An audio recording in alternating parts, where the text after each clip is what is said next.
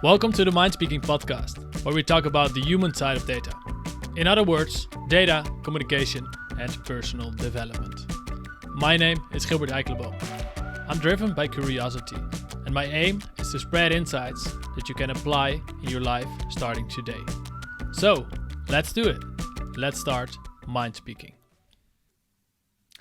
Welcome everybody to the MindSpeaking podcast, where we speak about the human side of data. My name is Gilbert Eikelenboom, and I'm excited for this episode because today we have Dr. Randy Olson on the call, on the podcast, and I'm really excited because I've been reading his book, following his work, and why I'm excited is because he earned a Ph.D. at Harvard University and became a professor of marine biology. But then he got fascinated with communication of science, and therefore he moved to Hollywood for his second career as a filmmaker. And now he's combining the two, the science background and the communication, by writing successful books like Houston, We Have a Narrative. And he's also giving workshops about the ABT Framework. It's a powerful framework, and in fact I use it all the time in my LinkedIn post, in my communications about my business.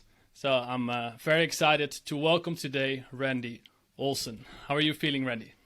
Wonderful. Great to be here. Gilbert Eikelenboom, is that how you pronounce it? Eikelenboom, that's about right. Yeah, it's not too far off. Okay, and where are you located? I'm located in Amsterdam, the Netherlands. Oh, wonderful city. So we're very far. I'm starting the evening here, and you just woke up with a coffee mug. You just showed me. Yes, just getting going. Yeah, so good morning. Morning.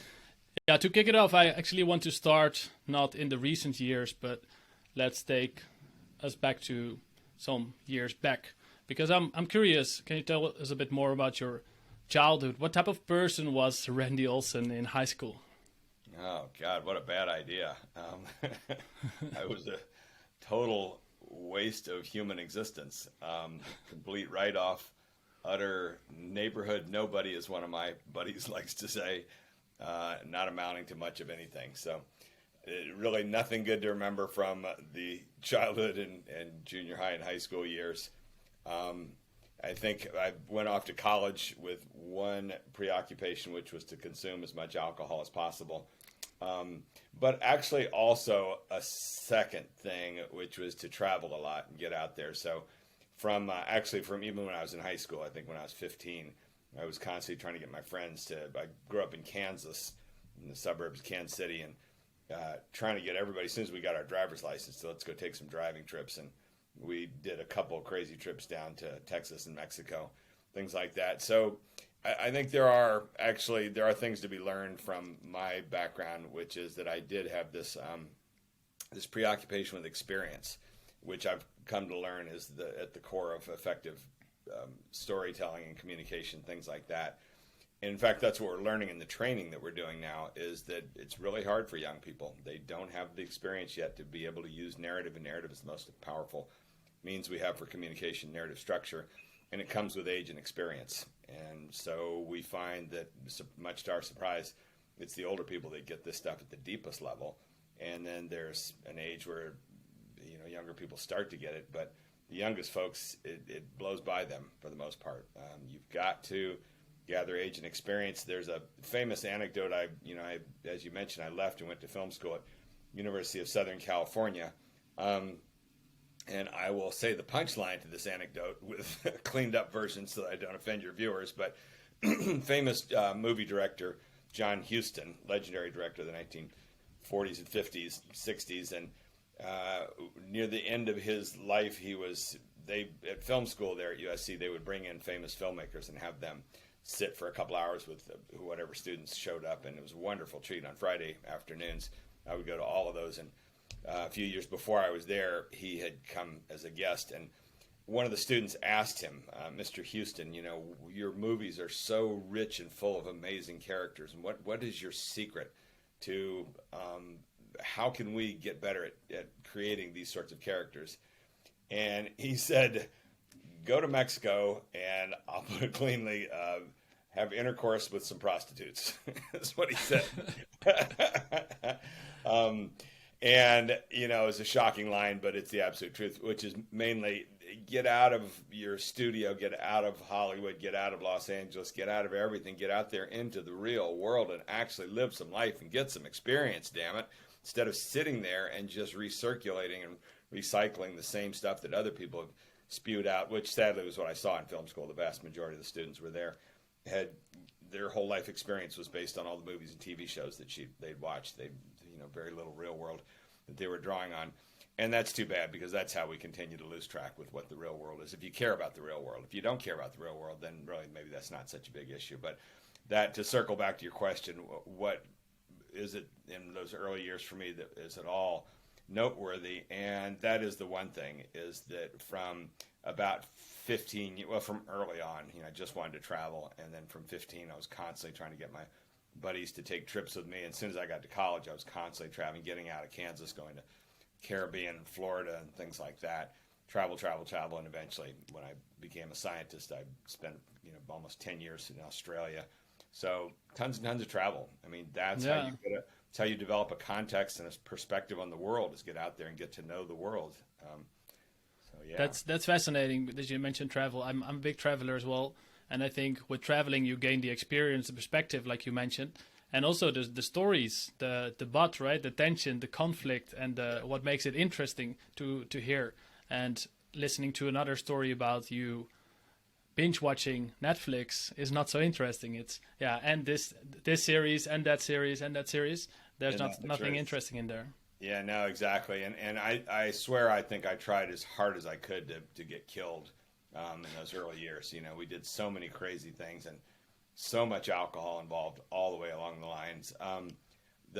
As wild as it ever got, I ended up spending a night in the Texas State Penitentiary in Brownsville, Texas, one year at spring break, the most insane night of my entire life, with a whole bunch of other drunken lunatics, and lots of other crazy things. But somehow somebody was watching over me to make sure that I didn't get killed doing all those insane things that we did.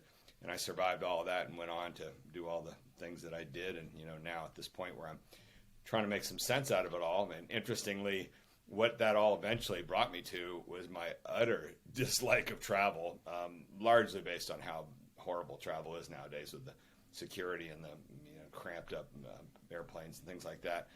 And so the past 2 years have been the two best years of my life. I hate to say it, but as soon as the pandemic kicked in and they canceled, everything got canceled. I had all this travel planned, and it all got canceled overnight. And everybody else was in shock, and I was just falling on my knees. Thank you, powers of the universe, for canceling my travel. And I've only I spent a total of 5 nights away in the past 2 years, and otherwise just sat here having the time of my life. But part of that is because I'm older and have done all that travel, and so it feels really good to look at the world and try and make some sense out of the stuff that I gathered. Whereas I understand younger people are still eager to travel and get out there. It's really too bad the mess that it is today. Mm-hmm. Right. And you survived that period. And what I find interesting, and to dig a bit deeper there, is that you say kids don't have the perspective, they don't have the experience. It's tough for them to grasp storytelling, the ABT framework. And we get to why stories matter, and also to your career switch, which is notable. But what I'm interested in is I want to talk about is how should we teach storytelling early to children, even though it's more difficult? Do you think we need to start earlier raising kids with that? Yeah, I think that it's got to be worked on and thought more thoroughly through, because you don't want to give them bad experiences. And we've already accidentally, with the best of intentions, done that ourselves. So I guess we'll get into what the ABT framework is, but it's this simple one-sentence structure, man, but therefore, and the 3 forces of narrative that underpin it. It's extremely powerful. But when we got going, at the end of my Houston book in 2015, I sketched out this idea that what we need to engage in now is narrative training. And keep in mind here from the outset, I'm not a gigantic fan of storytelling. I am interested in everybody getting an understanding of narrative structure, which is not just the heart of storytelling. It's at the heart of argumentation. It's at the heart of rhetoric and science. And I mean, argumentation is rhetoric, but at the heart of the logic and reason and the scientific method in telling jokes and everything. All communication has got this 3-part structure at its core. And that's the important thing, is to get people to develop an intuitive feel for that three-part structure. Because until you've got a feel for that, you're just rambling all over the place, and you're boring people, and you're confusing people a lot. And I'm interested in making the world a little less confusing and less boring. I mean, art is wonderful, and art actually relishes boredom and confusion. And those are really powerful forces in art.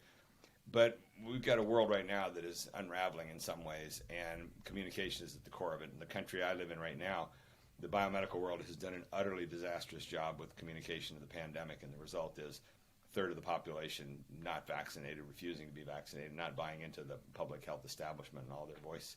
So that's really, Right. yeah, that's kind of not the society I want to live in. That's part of why I try and work on this stuff. So to get back to what we're saying here, is that it's not about storytelling. That is one application of the ABT, but the ABT is at the core of everything, including the scientific method. So when scientists write papers, they have the papers have a set structure, which is ABT structure, to make sure that they're communicated effectively.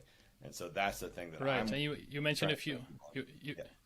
Yeah. You mentioned a few points about science, about art, how to combine those, and how to create an effective narrative.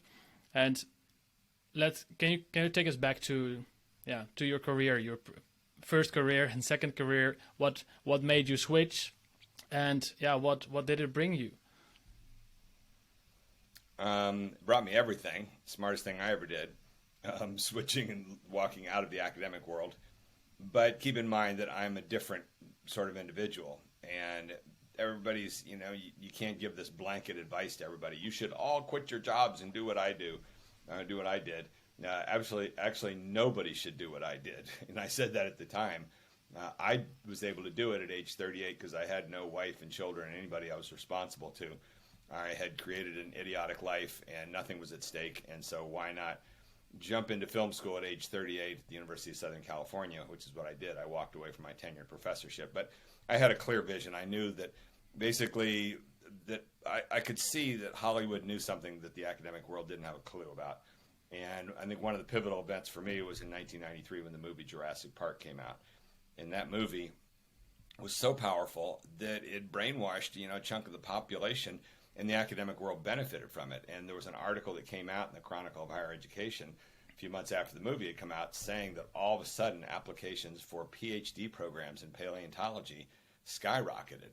So all of these supposedly rational thinking young people that were finishing their college degrees with all this education suddenly went and saw this movie with these animated dinosaurs and decided, I want that.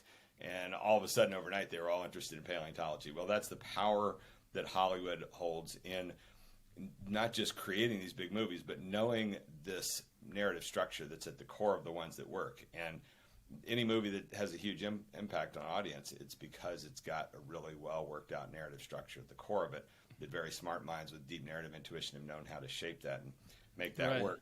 So that's what led me to dive into Hollywood. I wish I still had a copy of the essay that I wrote to apply to USC Film School, because I laid it out very clearly. Here's what I want to do. I want to learn the fundamental tools of broad entertainment to use for mass communication. And then I want to get to the bottom of what's the secret that Hollywood has and how they can reach the masses that way. Then I want to bring that knowledge back to the science world to start with and hopefully elsewhere. And it is now 28 years since I wrote that essay, maybe 29 years even. And everything I laid out there 29 years ago is exactly where I am right now. That's why I'm having a ball with what I'm doing. This is the grand synthesis of a 30 to 40 year journey that was proposed early on. I went after a single problem and I found it in this ABT template. It's the golden chalice. That's really cool. And you also describe in your book that your first acting classes were quite challenging, right? Can you tell us about that? Yeah, and the interaction with the teacher, that's putting it mildly. And the first night in the acting class was the single most powerful, transformative event in my entire professional life, and it matches right in with narrative structure. So what you do with narrative structure, it's these three forces. The first one is agreement, and you begin a solid narrative with the world of agreement where nothing's challenging, there's no drama, there's no problems going on. And then in a single instant, ideally, you turn it to the second stage, which is contradiction. And the most powerful word for establishing that is but. And it's in that second stage that the brain activates, the audience brain activates. And so you have a murder mystery that begins. The first part is the agreement part. We can all agree that there's a little town here and some families and things like that. And it starts to get kind of boring. And then it turns on a dime when we find a dead body. And that's the butt right there. But we come across a dead body. And now we've entered in that second stage, and everybody's brains are now lit up. Like, what happened? Who done it? Who killed that person? And that's the narrative part of the journey now, is we're going to set off and have this series of events as we search for the solution to that problem of who done it. And that's what narrative is about, tapping into that power in everything that you do. And eventually when you get to the solution, you find out, then the brain relaxes and goes back, and you're able to then activate the more intellectual part of the brain. You can intellectualize and kind of make sense out of the world. But that's the very simple elements of what we do. And so to get back to what you asked about was my journey. I lived my whole life in a lot of ways in that agreement stage, in this fairly calm world of the academics, and was, became a professor and did all these different things. It was all fun, but no one ever really assaulted me and came right at me and told me that I was, a complete idiot. And that's what happened the first night of the acting class. My friend had put me into this course, had tried to warn me that this woman was very intense and very confrontational. I was 38, all the other students in there were 21 or 22, all these gorgeous young kids that were wanting to be Hollywood actors. I was in there to become a director. And that first night, she had me doing the exercise in front of everybody, and she had told us, this raging, intense Meisner technique acting instructor, who really was a tremendously good instructor despite all of her abusiveness. But she had warned everybody in the class, you are never, never, never allowed to ask any questions. You are all ignoramuses. You're stupid. You're morons here. I am a genius. And your best hope of getting better at acting is to sit there and shut your brain down and listen to the best of your abilities and follow every piece of information instruction that I give you. That's your only hope of actually getting something worthwhile out of this. And, I sat there as a professor thinking, this is a cult leader. She's an idiot. She's a moron. And that's what happened the first night. I got up there and we did our little exercise, this gorgeous woman and me, one of the young students, and then the teacher came up to critique us, and she just looked at me. She said, I could read on your face, you want to ask a question. I told all of you, you're never allowed to ask a question. And she said, I'm going to allow one time this guy to ask this question. So I asked the question, and then just the atomic bomb went off. She began screaming her lungs out at me. And what she was screaming was, I know your type. I've had you in my classes before, and I could break you. If I wanted to, I could break you. But I'm too old and bitter and angry now, and I'm tired of breaking people like yourself. And the problem is that you're an academic. You're caught up in your head. You've got all this knowledge that you gathered, and you don't listen to anybody. You think you know everything in the world. You've got it all figured out. And I can't work with someone like that, because everything I'm saying to you, you're going to rework it and, re-explain it to yourself and say, well, part of what she says is right, but, a lot of it's wrong. And it wasn't crazy. And then eventually it culminated with her just screaming, red-faced, veins popping out of her neck as she said, I want you out of this classroom right now. And if you're not out of this building in 5 minutes, I'm calling the police and having you arrested for trespassing. Wow. And I've left out all the profanity. And I was standing there just utterly flummoxed, like, what the hell did I walk into here? As the 25 young kids were howling and screaming with laughter at the professor getting torn apart in front of their eyes. And I walked backwards out the door with my arms open, like in this gesture of submission, like, I'm sorry. I don't know what I did here. Whole bunch more to go with the story. I went home and talked to a ton of people, came back a few nights later and ended up doing the whole 2 years of the course. Did the first year and then audited the second year. But it was incredibly powerful and important. It was transformative, and it was that moment. And it took me 10 to 15 to 20 years to finally really understand why she was screaming at me that night. And everything she said that night was absolutely true. Academics do not listen. It's their own undoing. They are an absolute disaster in the long term. They don't understand. They have the best of intentions, and most of my best friends in life are academics, so it's not like I'm hating them or anything like that. It's tragic, because I want to live in a society where academics are a fundamental part of it. But right now, they are messing up so much in not just the United States, but the whole planet, coming at the public with these overly intellectualized agendas in a world that's got too much information to start with. And it's a mess. And that's where we are. And that's why the ABT is this simple little three-part structure, but therefore three forces of agreement, contradiction, and consequence. And if we can propagate it, we can do a little to combat this information overload world. But at this point, the people who've been in charge have just taken the ship in the wrong direction. And they do not understand that they've been a major part of the mess that's been created. Right. I can totally relate to your story, and I also see it around me. I work a lot with data scientists, data analysts, and they are the people with a more academic experience, right? They come from an academic background, and they have all the logical answers and the data. But in order to persuade other people and to make people move, you need to have a narrative, right? And yeah, that's why these communication skills are so important. And I talk a lot about the gap between data and business, and I think similar to the things you're saying to academics and non-academics. And what I'm wondering is why do you think story and narrative is even more important for if you talk to non-technical or non-academic people versus working with an inner group, people that are similar to you? Can you tell us about that? Well, the starting point is simply the fundamental divide between non-narrative and narrative. And people's brains, there was a book written 10 years ago called Storytelling Animal by Jonathan Gottschall, and it's a cute, nice book. But it's much deeper than that. We're not storytelling animals. We are problem solution animals, and every creature on this planet is a problem solution machine. That's your primal, deepest level of all, and that's your best hope of making sense of the entire everything is in terms of problem solution dynamics, because that's what the brain is built around. And once you begin to accept that, the problem solution dynamic has three parts to it: setup, problem, solution. This isn't something that I discovered. It's not something the screenwriters discovered. This is stuff that was first uncovered 300 to 400 years ago by the philosophers back in an era where people thought more clearly than they do today. And that this is something that just doesn't get talked about. We have got garbage for brains nowadays. We have done this. The science world and technology world have done this to us.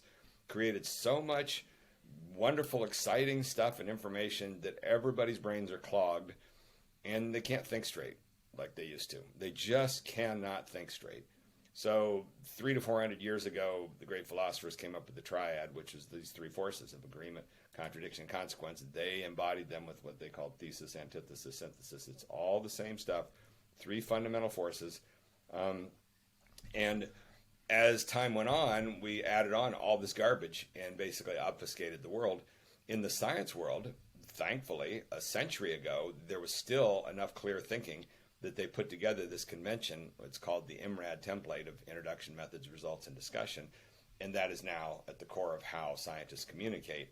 But they've taken that. I mean, it's interesting that that's managed to still persist, that fundamental four-part structure.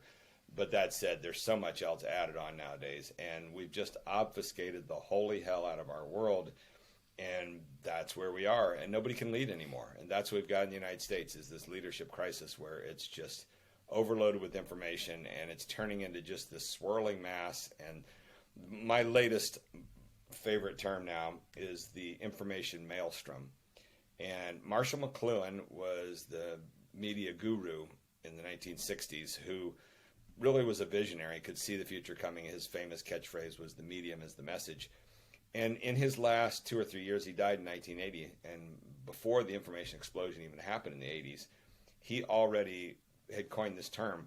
The Maelstrom was an Edgar Allan Poe poem about this vortex out in the ocean where ships get sucked in and everything turns into chaos and just swirling around.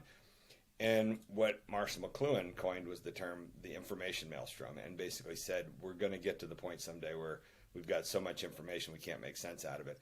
And that's where we are now. We're at the information maelstrom. We are now at the point where disinformation is equaling information, and the people in charge of all these institutions cannot make any goddamn sense out of it. And the most important science journals, Nature and Science, and all the major foundations, you go to their websites and they've all got a page on there about combating disinformation. And you know what their advice is?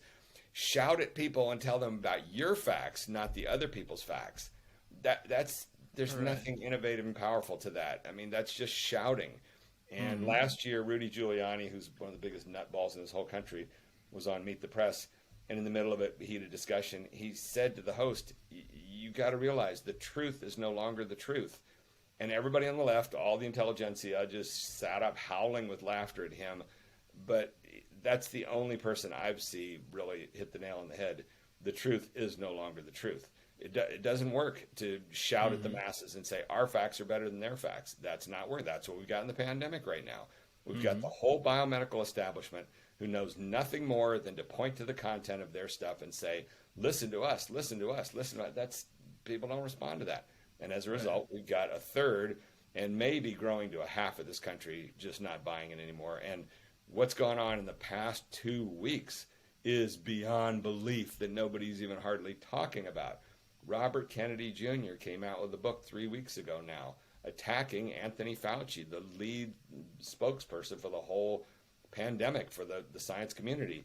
And this book that Robert Kennedy Jr. has published last week was #1 on Amazon. This is not a crackpot little self-published stupid thing. It's published by a major publisher. It's #1 on Amazon, and it's about Fauci, and it claims that he's got this conspiracy going with Bill Gates, and he's getting wealthy off the pandemic. It's complete, anti-information, and yet it's not only #1 on Amazon last week, but then Lara Logan on Fox News came out and compared Fauci to Joseph Mengele, the angel of death. And the science world has no idea how to defend itself. It's right, and that's such a shame, right? Because there's so much knowledge and wisdom in the science world that we need to be able to spread, but people need to be receptive, right? And in order to do that, I think we first need to listen and understand how we can talk to them and what is an effective way of communication. And that's where I would like to talk a bit more about the ABT framework, because you mentioned it a few times. So how can we? Okay, but before we go on with that, let's shut the door on what I just was rambling through there, which was firmly establishing the problem. And that's the thing, is do we have a problem? Do we really need to communicate better? And yes, we have a huge problem right now. And so now let's go forward to talking about what's your solution to that problem. So, okay. Right. Yeah. So can you talk to us about the ABT framework? You also mentioned that the creators of South Park, they use it, or at least they try to replace the ands with the buts and therefores. Talk to us about it. Yeah, exactly. So as I said, went to film school in the mid-90s at University of Southern California, did the whole 3-year program. That was great. Got out, made films for a long time, and learned what I could about this narrative structure stuff. And then in 2009, published my first book, drawing on all my film experiences. So the first book was called Don't Be Such a Scientist. That's the one that opens with the crazy acting teacher screaming her lungs out at me. And the longest chapter in that book, each of the 4 main chapters echoed the title. So it was don't be so cerebral, don't be so literal-minded, don't be such a poor storyteller, and don't be so unlikable. And this was advice to the scientists. And then it got good reviews and became fairly popular. I began getting invited to all these big institutions to do workshops, and they would say, what do you want to do a workshop on? And I would say, I don't know, never done them before, but the one thing I know is the biggest, fattest chapter in the book was about don't be such a poor storyteller. And I didn't have any solution in there. It was all problems. That became one of the critiques of the book. Was nice book, but all you did was just chew up the science world and critique us and tell us how stupid we are. Do you have any solutions? And I didn't for a while there very much. But then in November of 2011, on a quiet and lonely night sitting in my living room watching Comedy Central, they had this documentary about the making of South Park, the animated series that by then was in its 15th season or so. And the 2 co-creators told about this technique that they used, which they said every week we come up with the first draft of the script. It's 45 pages. And then we sit down, we pull out what we call our rule of replacing, in which we go back through the script, and every time we see the word and, we ask ourselves, could you replace that and with either a but or a therefore? Every time you replace an and with a but or a therefore, the storytelling gets more interesting. When I heard them say that simple little thing, I fell out of my chair. I'd been through film school. I'd had 5 writing courses at least. I'd never heard anybody talk about these 3 words, and, but, therefore. But if there's one thing I did know from my science career, it's the overwhelming power of simplicity. And when you can find something in the simple core of all this noise, when you can find that one little formula that explains all this variation, that is when science leapfrogs forward. And when I heard this whole story thing that I'd been wrestling with for 15 years boiled down to 3 words, I couldn't believe it. I began calling all my screenwriting friends saying, have you ever heard this I do these 3 words. They all said no, but it makes total sense, matches up with the structure we've been taught. And then I began researching it. What I eventually found my way to was that they didn't come up with it. There's a screenwriting instructor at USC, Frank Daniel, who I was lucky enough to have his course the year before he passed away. And in a speech in 1986, he, as far as I can tell, tracking back, that's the first real articulation of this dynamic. And he's got 2 paragraphs in the speech that I quote endlessly. The first paragraph says that when we write first drafts of screenplays, but this is for everything, and this is where it starts to apply to your listeners. Right, could apply to a storyline for a presentation of data. Every single thing, it's when you write a first draft, we always default to the dreaded and then structure. This is what Frank Daniel said in this thing in 1986. He said, that's what we do. We put together the basic things, and then we went here, and then we went here, and then we did this, and then we did this. And that's okay for a first draft. That's where you start. You get everything in there, but it's in the revisions that you begin to replace those and thens with buts and therefores. And those 2 elements begin to add texture to the whole thing and make it into a story that activates the brain. The and then thing just numbs the brain because it's just non-narrative. We don't have a problem identified.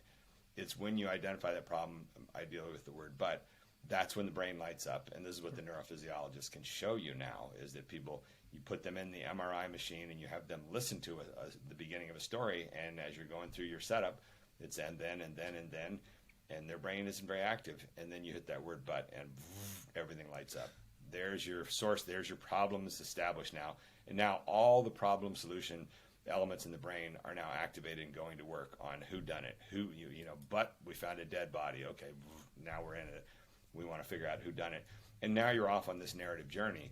And so that is the core of the whole dynamic. And those guys kind of brought it to a broader audience through that Comedy Central documentary. I then set to work and turned it into a template, and more than just the rule of replacing. I turned it into this 1-sentence template of and, but, therefore.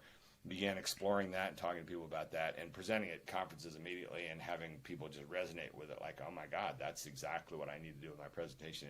It really got to be fun because they would bring me in for big conferences. Like one of the first ones was in Alaska, the Alaska Ocean Science Conference that was in January 2012, and they had 1,000 people in a ballroom.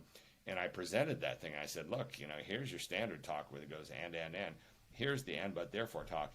And all these students came up to me at the reception and said, I got it. I heard you say that, and I'm giving up my talk tomorrow night, and now I'm going to have to stay up all night tonight and throw it out and start from scratch and turn it into an ABT.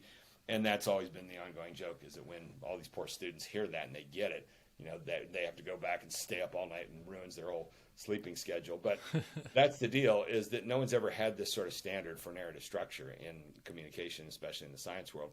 And so I get so many people coming to me where they say, I just never knew.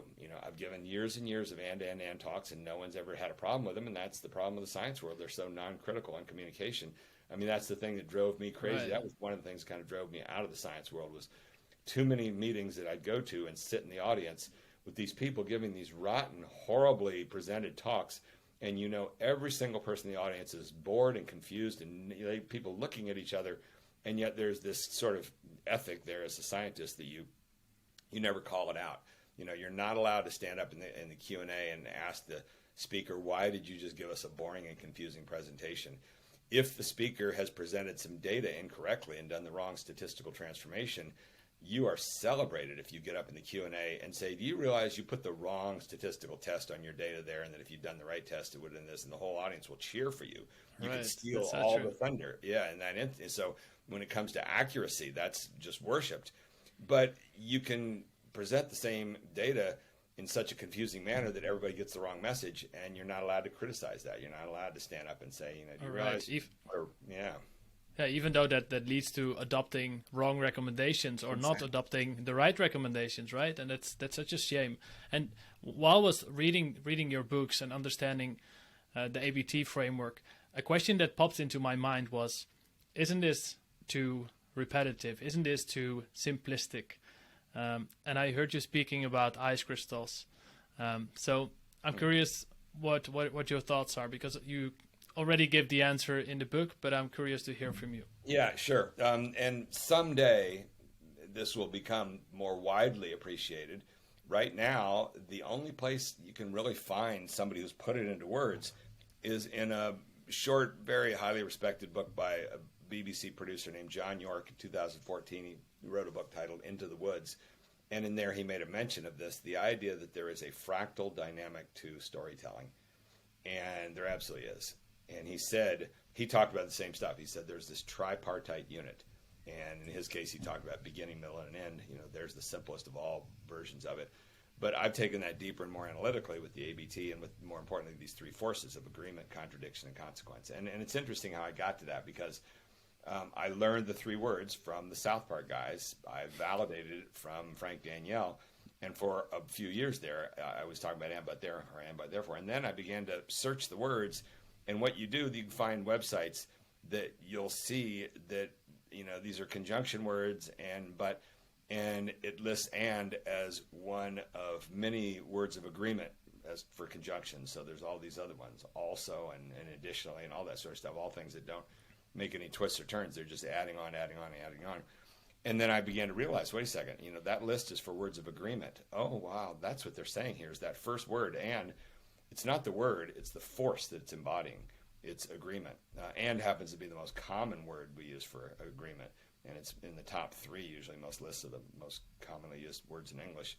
The second one, but, it's not about the word but, it's about the force, which is contradiction. And there are lots of other words of contradiction. There's despite, however, yet, on and on and on, contrary to. Those are all words that they change the direction of what you're talking about. And then the same thing with the third one. Therefore is actually not the most common word of consequence, but that's the power it embodies, consequence. Therefore is really a powerful word of consequence, but the most common one for conversation is the word so. And so a lot of people say, well, why don't you have it as and, but, so as the template? There's a whole bunch of reasons on that, but one of which is that so just isn't nearly as powerful as therefore. And when we do these workshops, it's really funny. You can see people, somebody's blabbering on and on and on, and somebody will eventually just say that word. Therefore, why are you going on and on? Therefore, what's your point? And so is just not as powerful as that. Therefore, such a powerful word, so it's great to have it in there. But the bottom line of all of that stuff is that it's not about the words, it's about the powers, these forces of agreement, contradiction, and consequence. And so the training program we do now is all about trying to build an intuitive feel for those forces. So we call it narrative intuition, and that's a term that I coined in the Houston book in 2015, but it's really derived from Hollywood screenwriters. And what Hollywood screenwriters talk about, the great ones, they talk about story sense. And these are storytellers who know how to just tell a story that has twists and turns. And there are all these different dynamics in storytelling that the great storytellers know because they've got this sense. They just can feel it. They can feel like we've got to keep marching onward on trying to figure out who the murderer is. And you don't want to get too far afield because then you're losing the narrative. And that's the problem solution dynamic. And they have that sense where they can go off on these little side tracks and yet drop hints all along the way to make sure that that we haven't lost track of the central narrative. And doing all that sort of stuff turns out to be very, very difficult, very challenging, and more than anything else, very, very fun when you do it and it works. It's puzzle solving. It's just pure gamesmanship. And so this course, the course that we do, we just get tons and tons of people now that hit these moments like, oh, I get it, and oh my God, I went out and thought about this presentation I'm giving, and all of a sudden now I can see the three-part structure to it and how I'm going to set it up and yada, yada. That's when it actually is genuine fun. Right. I can also imagine, and I've seen it for myself, that while using the ABT framework, at some point you don't need to be as literal, right? You don't take the template and go work through it because it's kind of automatic already when you create a storyline or create a LinkedIn post or a presentation, because it's slowly getting into your system. You said something about repetition, and one of the great resources for your listeners, if they're really interested in this stuff now, has become Park Howell and his podcast, The Business of Story. And Park came across the ABT about 8 years ago when I first started giving talks on it, and he read about it on Twitter and got in touch with me. and he instantly got it. So he's a guy from the business world, the background in advertising and marketing. And as soon as he started hearing the ABT, it just hit him, like this is at the core of everything that we do. And so we've worked together for 8 years. He's been kind of my co-explorer at times, what I say. He's actually uncovered a number of important things with it. And he's gotten so, and it's funny to watch his journey, because in the beginning he said, oh, this ABT thing is really cool, and I think it's really a good thing for introductory people who don't really have a feel for storytelling, but actually most of our business people are pretty good with it, so we'll just use it for the ones that are kind of remedial. And then he began presenting in workshops, and 3 different times he called me up at the end of workshops and said, you're not going to believe this, I presented like 8 different things today, and people came up afterwards and they said the most interesting thing that you presented was the ABT. And so his participants began to tell him, that is awesome, we connect with that. And he began using it more and more and more. And now it's the central tool for all of his training and his book and everything like that. He now does the business version of the ABT. And not coincidentally, last year I wrote a book called The Narrative Gym. And then he came to me this past summer and said, love the book, but my business people won't ever get it unless it's got the word business on the cover. So he and I did a revision of it where we rewrote the first and last chapters to put it in the world of business, but it's just basically presenting the whole ABT framework model. And he's the co-author with me, and so that's getting out there now.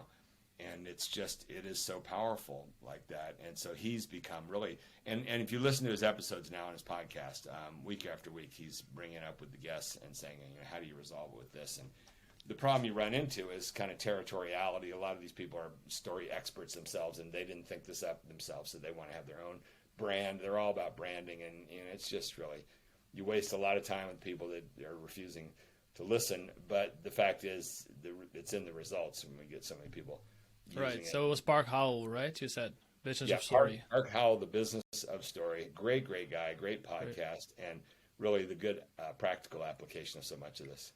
Right. I'll check it out. I actually ordered your new book, also the business version and the regular version. They're on the way from Amazon. There's a bunch more coming too. So we're about to finish the law version and the politics version. Oh, really? Oh, for every industry you have one. That's what it's turning into. Is that we've got 15 people that work with me in the course, and one by one they've said to me, the politics guy said, "Why don't we do this for politics?" So he and I co-authored that one. The law guy said, "Why don't we do this for law?" So we co-authored that one. And of course the next question is, when is the one for data analyst and data scientist coming? That's a little bit down the line, but we'll get there eventually. Nice, yeah. And until then, I will be applying it and sharing this framework, because it's very so useful, because too many data professionals, they present data, they say this is what we found and this is interesting and this is interesting.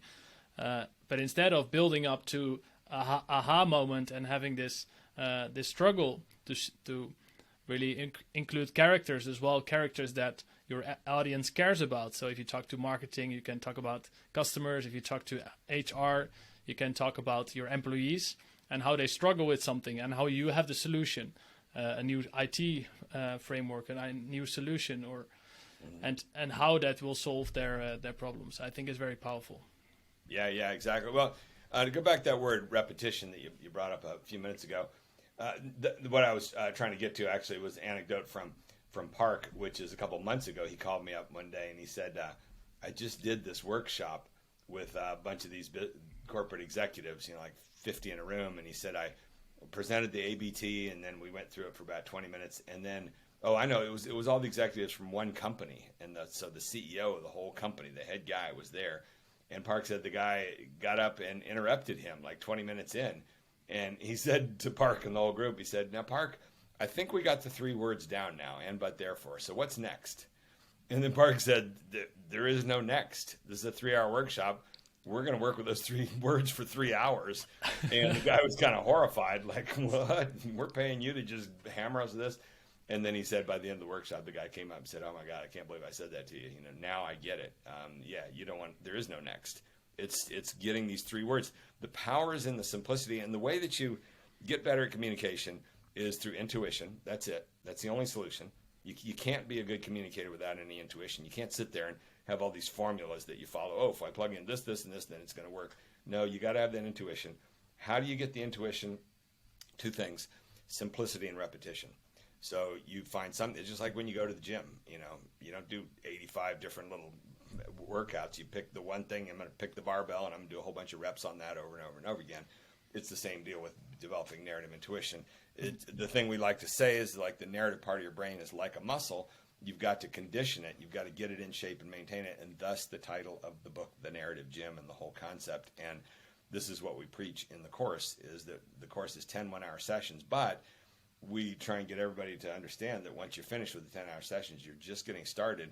Now it's up to you to figure out some weekly workout regime if you can. And some of these groups are doing that. They're not so much weekly, but maybe bi-weekly. They're putting together working circles, is the term that we developed in the course, where you get 5 people together for a half-hour session, and one person has got their ABT and the others are trained in the ABT framework, and they know how to look at that ABT and make it stronger. And that's what it's all about. It's trying to come up with a strong narrative. Exactly. And I think it's so important to have that repetition and build the habit and the intuition for narratives. And I think a possible objection that people have, they say, well, I'm not presenting every week, right? I'm not doing a presentation every week. But I think it's nonsense, because I think you can include the ABT framework every single day. If you come home from a day of work, you talk about your day, right? Or if you come home from a holiday, which is so common, and people say, I went to Italy and they had great food and good wine, and we rented the car, we drove around. That's it. End of the story. Really, really boring story, right? And we can also say, I went to Italy. They had good food and great wine. But on the 4th day, we got a flat tire. And we had to walk 10 kilometers to get a new one. And therefore, next time when I rent a car, I'll check for a spare tire. And it makes such a big difference in all your stories and all your communication, not just for presentations. You know, I got a feeling that someday somebody in one of these dating apps will figure out a way to have that as a metric and be able to quantify the fact that mates in the long term kind of prefer people that are more ABT than end. And you hear that from spouses, like, oh my God, my husband goes on and on when he tells a story, and we did this, and we did this. And it's not good. You don't have to be that way. You can get better. In the same way, you don't have to be a big fat slob. You can go to the gym and actually lift some weights and get yourself into shape and get some fitness. And it's the same thing. The narrative part of your brain is like a muscle. But previously, there just wasn't any means of pointing out to people that there's an out-of-shape version of narrative, which is the and stuff. And that's what so many people come to me and say, I just didn't realize what I was doing. But yeah, people are unaware. And with this simple framework, it's changing. Maybe. I think it is, step by step. And I think this podcast will also help to spread more awareness. What I would like to go to is, before we kind of get until the end, have a rapid fire round with some quick questions, quick answers, to learn a bit more about you. Let's see where the questions will take you. Oh, nice. So the first question, you mentioned travel. What is your favorite place to travel? Lizard Island in the north end of the Great Barrier Reef. I spent a year of my life living on that island, 37 white sand beaches and incredible crystal blue water. Awesome. What's your favorite movie or series? Back to the Future, probably one of the greatest exercises in the whole technique of plant payoff. Nice. You mentioned Breaking Bad in one of the other podcasts, right? Yeah. So that one also has ABT framework, right? Yeah, I love-hate relationship with that show. It ruined about 2 weeks of my life as I got addicted to it and watched 5 to 6 episodes a night after night. That's one of the greatest exercises in narrative structure in the history of television. And why was it so effective? It was a very small group that wrote and created that show. It was one guy and 3 writers. Usually they have about 15 writers that are all tugging and pushing and pulling, making a mess out of storylines. You kind of need a level of simplicity and clarity to be able to tell structure really well like that. Furthermore, they wrote the scripts for that show 2 seasons in advance, so they were already doing things in the first season that wouldn't be paid off until the 3rd season. So the amount of sophistication and all this narrative structure stuff that came into that show is beyond belief, and not surprisingly, it was addictive for everybody. Right. I love the series as well. Yeah. What's one thing that surprises people about you? About me, that I am a addicted to surfing. And live my life for surfing, and right now I'm coping with deep, dark depression because the ocean has been flat for, God, about 3 weeks here. It happens this time of year. We get these high pressure cells that come in here in Southern California and just flatten the ocean out, and you can't surf at all. And next thing you know, you get out of shape and you just get boring and bored. So yeah, I live my life by wave height. Right. At what job would you be terrible?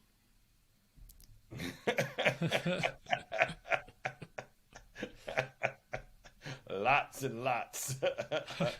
God, too many to begin to itemize.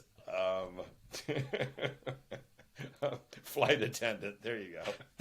That's for a good starter. All right. Awesome. I wanted to ask you, where can people find your work? You mentioned your book, Narrative Gym. Is Amazon the best place to buy, or is there a bit better place? Amazon, yeah, of course. Amazon. So what happened was I did 2 books with publishers. The first one, Don't Be Such a Scientist, the Island Press. The second one, Houston, we have a narrative with the University of Chicago Press. And now, life is short and the world is running too fast. And I don't have the time to get caught up in working for a year and a half, 2 years on a book that is already out of date when it comes out. I'm throwing all my energy now into this course that we've got. We've done 20 rounds of it with 30 to 50 people each, so we got over 500 graduates. And the course is a living, breathing being. It's not just like a communications training. It is the development of the ABT Framework. And so week after week, we are making breakthroughs on, oh my God, look at how it works with this element, that element. And we've developed a whole level of sophistication around the simple 3 words, and, but, therefore. And the course has gotten better and better by the month. We started it in April of last year, the pandemic, and it basically each round fits into a month. And so we've done 20 rounds, 20 months of it. And each session, we've got about 15 people that do it with me. And there's usually 5 or 6 present. So every session, 15 minutes after the hour, we all meet in a conference call. And we talk about what we just learned in that session right there.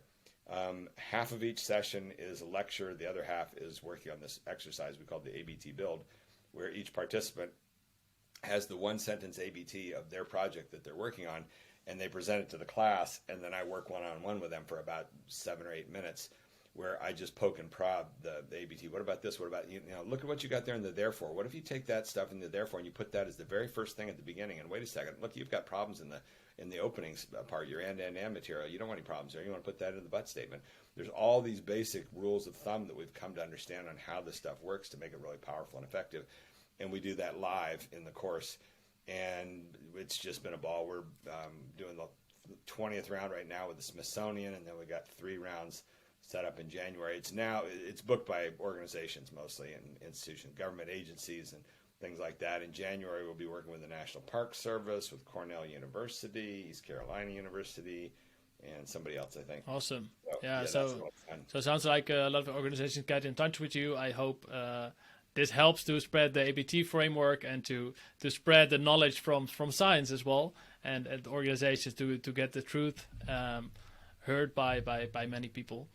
So yeah, it'd be fun to do a round there with a group in Europe. We did one with a group in Switzerland, the Plastic Packaging Forum. And the only problem is I got to wake up early in the morning if I'm going to do a round with people in Europe. The time zones to work out, but I would do that. So. Yeah, everybody keep that in mind. It's so much fun, and we're overbooked at this point, but it's great. Awesome. What is one last question I wish I had asked you, but I did not? Oh, a question I wish you would have asked me? Yes, indeed. Oh, God. Let's see.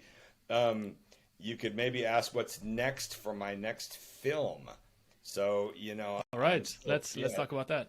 Well, I'm still a filmmaker, and 2 years ago, I helped produce a wonderful film on surfing called White Rhino. You can find it on Amazon Prime. It played at over 50 film festivals, and it's about the biggest year for big wave surfing, 2011, when these 3 giant swells hit the center of the Pacific. And we're working on another surf film, so that's as much as I can tell. But yeah, that's it. What I did with that movie was a young filmmaker, Brent Storm, in his early 30s, had put together the film and then came to me, and I jumped in, and all I did was give him ABT notes on it. And he was so good at listening. That's what this stuff all comes down to, is can you listen and actually hear the advice? And he incorporated all that, and the net result is a film that tells great stories, and it's just spectacular. And the screenings, people come up in a daze afterwards, and like, I've never seen a surf movie that told stories like that. That's your goal, is to... Awesome. Good storytelling can absolutely be hypnotic. That's the bottom line. Right, absolutely. And so not a lot of waves at the moment, but at least a lot of progress in terms of movies about surfing. So I'm happy to hear that. Randy, I want to thank you for today. Thank you for your time. It was great speaking with you about narrative, about story, how science people or everyone can use the ABT framework. Thanks so much. Thank you, Gilbert. And yeah, it's a lot of fun. That's all I can tell you. Yeah, absolutely. Thanks a lot, and speak soon, Randy. Bye-bye. Okay, bye-bye. Do you want people to listen to your data and increase your business impact? Then take my free email course or do the quick self-test of your data communication skills.